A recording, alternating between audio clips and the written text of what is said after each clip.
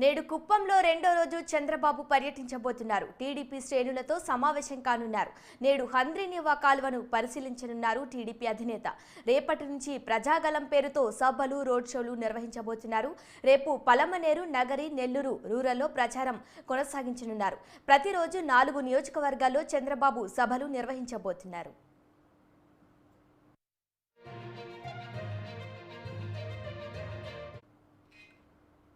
ఇదే అంశానికి సంబంధించి మరింత సమాచారాన్ని మా ప్రతినిధి హరిబాబు అందిస్తారు. చెప్పండి హరిబాబు.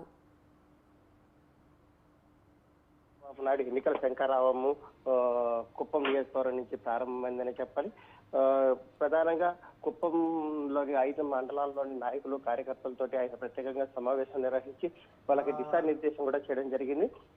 ఈ రోజు గతంలో ముఖ్యమంత్రి జగన్మోహన్ రెడ్డి కుప్పం పర్యటనకు వచ్చినప్పుడు హంద్రీనివా కాలువను తాత్కాలికంగా ఓపెన్ చేసి నీళ్లు ఇవ్వడం జరిగింది. ఆ తర్వాత దాన్ని వదిలివేయడం జరిగింది. దీనికి సంబంధించి చంద్రబాబు నాయుడు హంద్రీనివా కాలువ పనులు జరిగే ప్రాంతాలను పరిశీలించి అక్కడ ఎంత మేరకు పనులు జరిగి ఏ మేరకు జరిగి ముఖ్యమంత్రి ఇచ్చిన హామీ అమలవుతుందా లేదా అనేది ప్రజలందరికీ చూపించేందుకు కూడా సిద్ధంగా ఉన్నారని చెప్పి అక్కడికి వెళ్తారని కూడా సమాచారం ఉంది. Sreeja. Okay Haribabu, thank you.